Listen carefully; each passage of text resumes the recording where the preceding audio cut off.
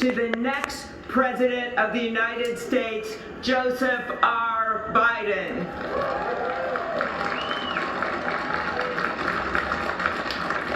Ladies and gentlemen, please stand for the oath of office, followed by musical honors.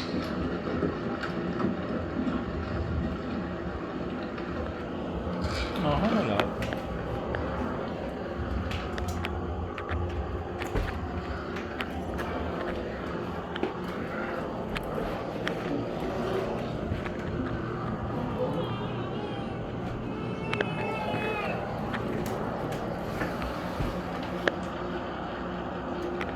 Please raise your right hand and repeat after me. I, Joseph Robinette Biden Jr., do solemnly swear I, Joseph Robinette Biden Jr., do solemnly swear that I will faithfully execute that I will faithfully execute the office of President of the United States the office of President of the United States and will, to the best of my ability, and will, to the best of my ability, preserve, protect, and defend preserve, protect, and defend the Constitution of the United States. the Constitution of the United States. So help you God. So help me God. Congratulations, Mr. President.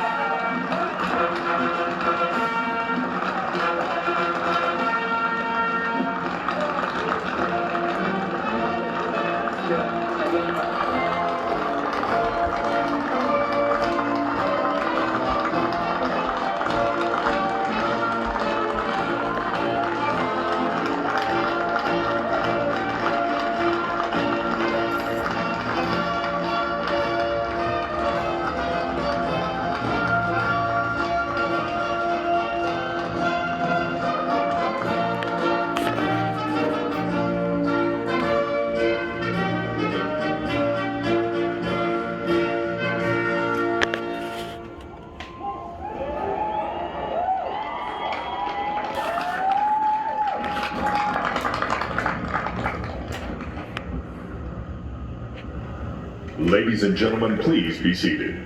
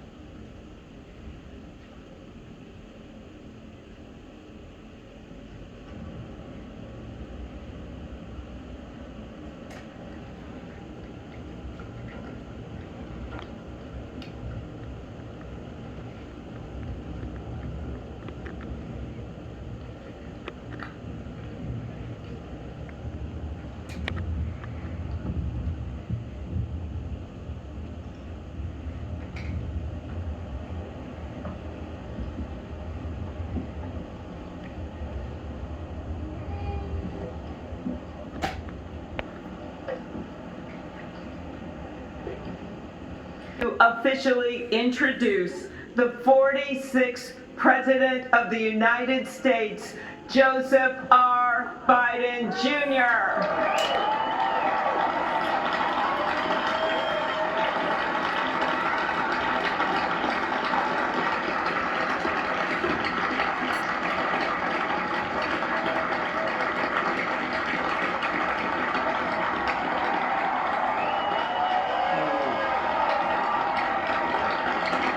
Chief Justice Roberts, Vice President Harris, Speaker Pelosi, Leader Schumer, Leader McConnell, Vice President Pence, my distinguished guests, my fellow Americans. This is America's day. This is democracy's day. A day of history and hope, of renewal and resolve. Through a crucible for the ages, America has been tested anew, and America has risen to the challenge.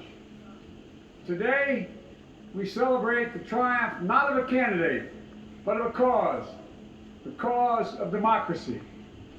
The people, the will of the people, has been heard, and the will of the people has been heeded. We've learned again that democracy is precious. Democracy is fragile. And at this hour, my friends, democracy has prevailed. So now, on this hallowed ground where just a few days ago, violence sought to shake the Capitol's very foundation, we come together as one nation, under God, indivisible, to carry out the peaceful transfer of power as we have for more than 2 centuries.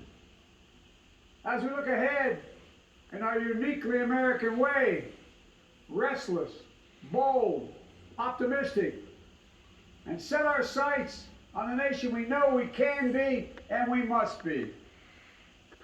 I thank my predecessors of both parties for their presence here today. I thank them from the bottom of my heart. And I know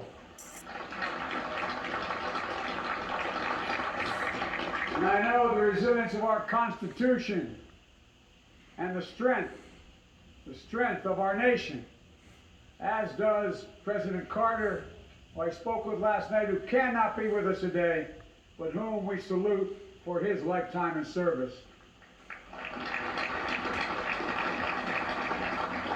I've just taken the sacred oath each of those patriots have taken.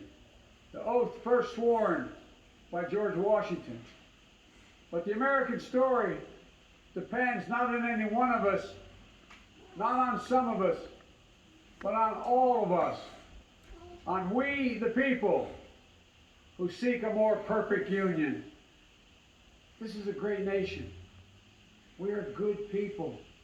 And over the centuries, through storm and strife, in peace and in war, we've come so far. But we still have far to go. We'll press forward with speed and urgency, for we have much to do in this winter of peril and significant possibilities. Much to repair, much to restore, much to heal, much to build, and much to gain. Few people in our nation's history have been more challenged or found the time more challenging or difficult than the time we're in now. Once in a century virus that silently stalks the country. It's taken as many lives in 1 year as America lost in all of World War II. Millions of jobs have been lost. Hundreds of thousands of businesses closed. A cry for racial justice, some 400 years in the making, moves us. The dream of justice for all will be deferred no longer. A cry for survival comes from the planet itself. A cry that can't be any more desperate or any more clear. And now, a rise of political extremism, white supremacy, domestic terrorism, that we must confront and we will defeat. To overcome these challenges, to restore the soul and secure the future of America, requires so much more than words. It requires the most elusive of all things in a democracy: unity. Unity. In another January, on New Year's Day in 1863, Abraham Lincoln signed the Emancipation Proclamation. When he put pen to paper, the president said, and I quote, "If my name ever goes down into history, it'll be for this act, and my whole soul is in it." My whole soul is in it. Today, on this January day, my whole soul is in this. Bringing America together, uniting our people, uniting our nation. And I ask every American to join me in this cause.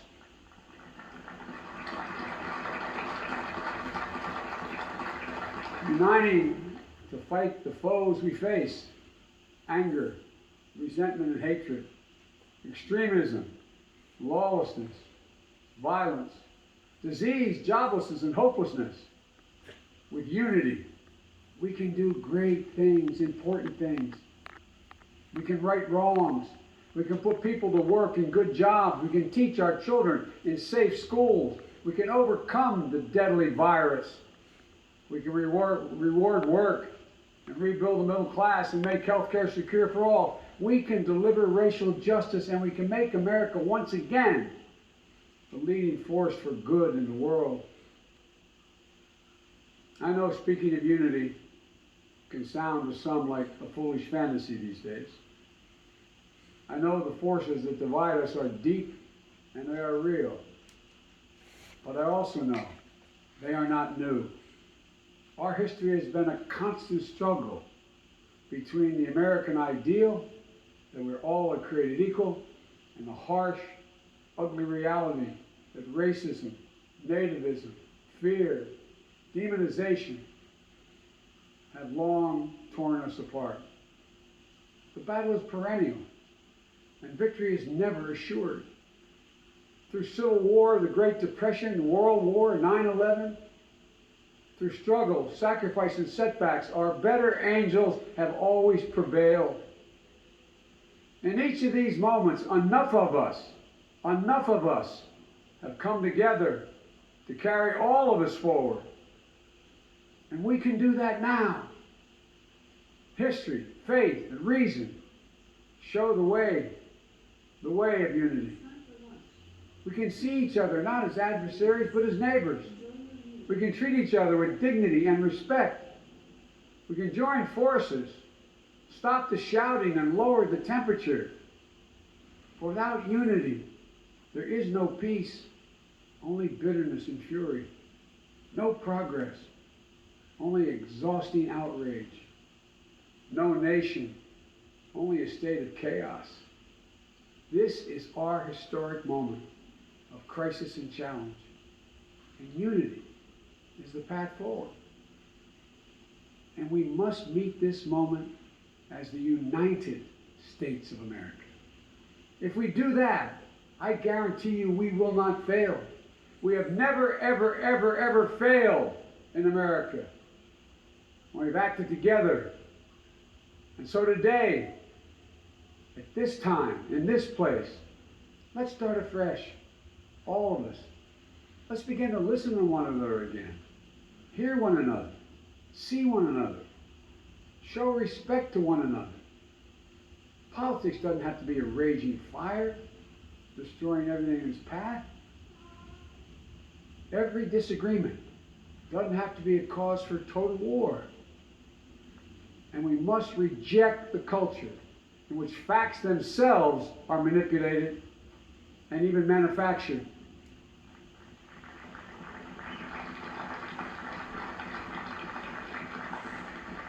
My fellow Americans, we have to be different than this. America has to be better than this. And I believe America is so much better than this. Just look around. Here we stand in the shadow of the Capitol Dome, as was mentioned earlier, completed amid the Civil War, when the Union itself was literally hanging in the balance. Yet we endured. We prevailed. Here we stand, looking out on the great mall where Dr. King spoke of his dream. Here we stand where 108 years ago, at another inaugural, thousands of protesters tried to block brave women marching for the right to vote. And today, we mark the swearing in of the first woman in American history elected to national office, Vice President Kamala Harris.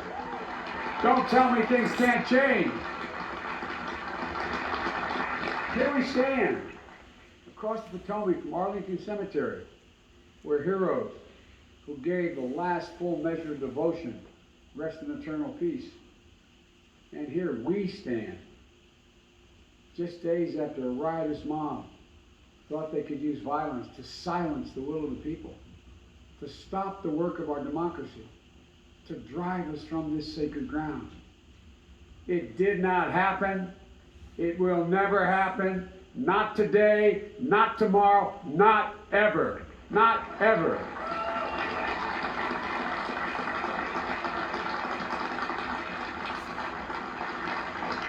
To all those who supported our campaign, I'm humbled by the faith you place in us.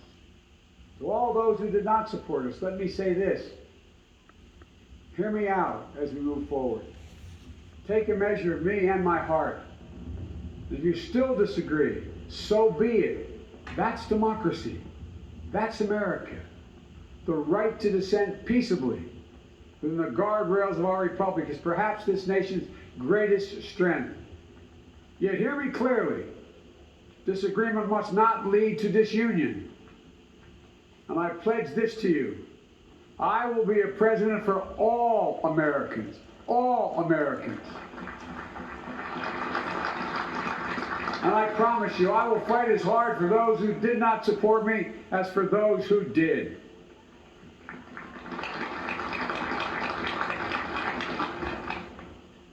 Many centuries ago, St. Augustine, a saint of my church, wrote that a people was a multitude defined by the common objects of their love. Defined by the common objects of their love. What are the common objects we as Americans love that define us as Americans? I think we know. Opportunity, security, liberty, dignity, respect, honor, and yes, the truth. Recent weeks and months have taught us a painful lesson. There is truth and there are lies. Lies told for power and for profit. And each of us has a duty and a responsibility as citizens, as Americans, and especially as leaders. Leaders who have pledged to honor our Constitution and protect our nation, to defend the truth and defeat the lies. Look, I understand that many of my fellow Americans view the future with fear and trepidation. I understand they worry about their jobs. I understand, like my dad, they lay in bed at night, staring at the ceiling, wondering, can I keep my health care? Can I pay my mortgage? Thinking about their families, about what comes next. I promise you, I get it. But the answer is not to turn inward, to retreat into competing factions, distrusting those who don't look like you, or worship the way you do, or don't get their news from the same sources you do. We must end this uncivil war that pits red against blue, rural versus urban, or rural versus urban, conservative versus liberal. We can do this if we open our souls instead of hardening our hearts, if we show a little tolerance and humility, and if we're willing to stand in the other person's shoes, as my mom would say, just for a moment, stand in their shoes. Because here's the thing about life. There's no accounting for what fate will deal you. Some days, when you need a hand. There are other days when we're called to lend a hand. That's how it has to be. That's what we do for one another. And if we are this way, our country will be stronger in the future.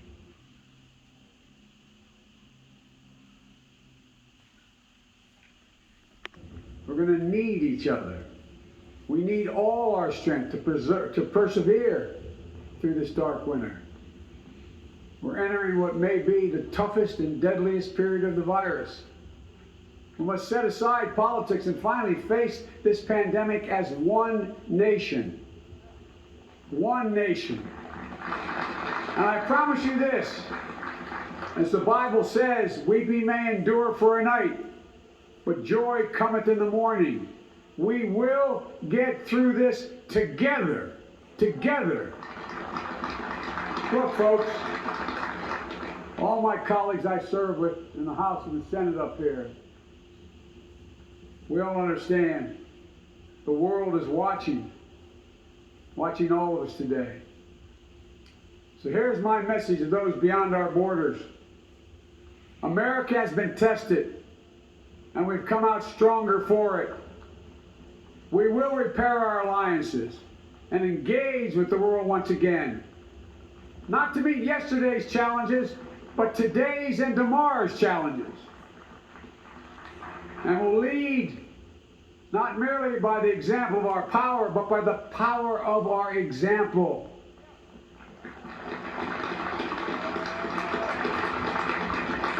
We'll be a strong and trusted partner for peace, progress, and security. Look, you all know we've been through so much in this nation. And my first act as president, I'd like to ask you to join me in a moment of silent prayer. Remember all those who we lost in this past year to the pandemic. Those 400,000 fellow Americans, moms, dads, husbands, wives, sons, daughters, friends, neighbors, and co-workers. We'll honor them for becoming the people and the nation we know we can and should be. So I ask you, let's say a silent prayer for those who've lost their lives and those left behind, and for our country.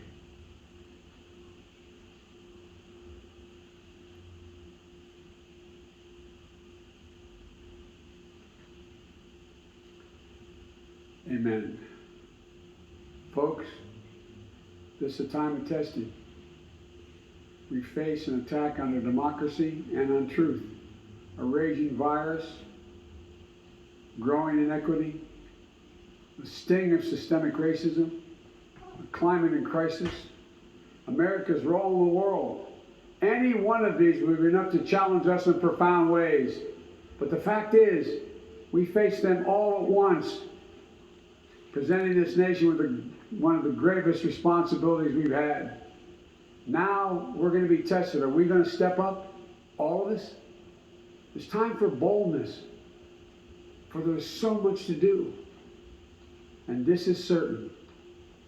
I promise you, we will be judged, you and I, by how we resolve these cascading crises of our era. We will rise to the occasion is the question. Will we master this rare and difficult hour? Will we meet our obligations and pass along a new and better world to our children? I believe we must. I'm sure you do as well. I believe we will.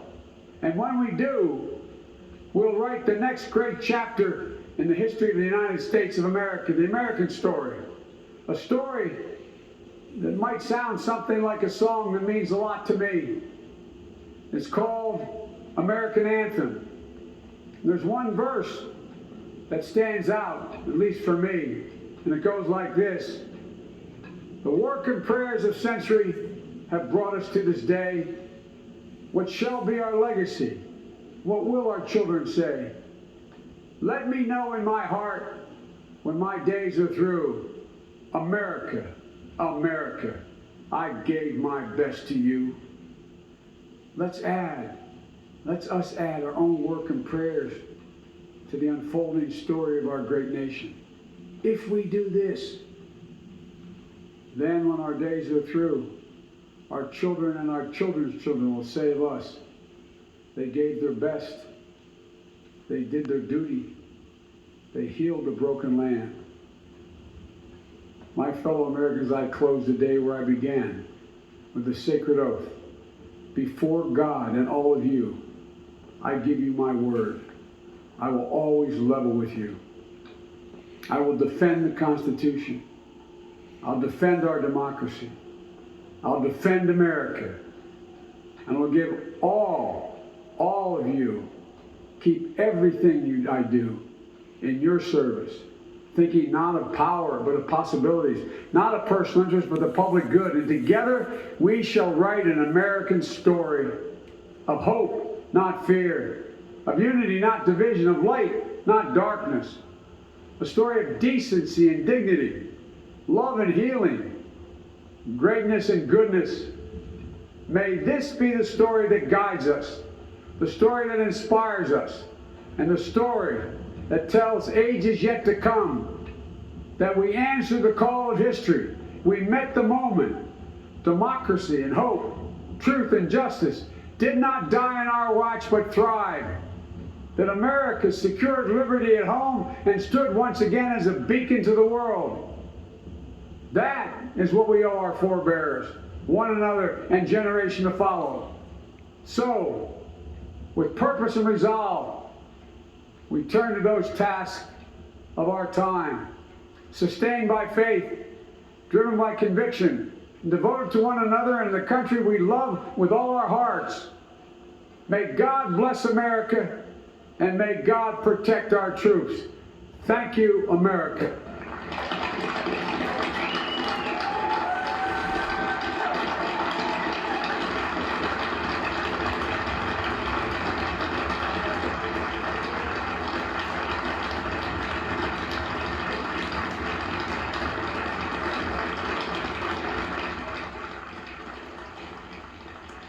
Hello, everyone. I'm Tanya Rivera. Thank you so much for joining us. You've been watching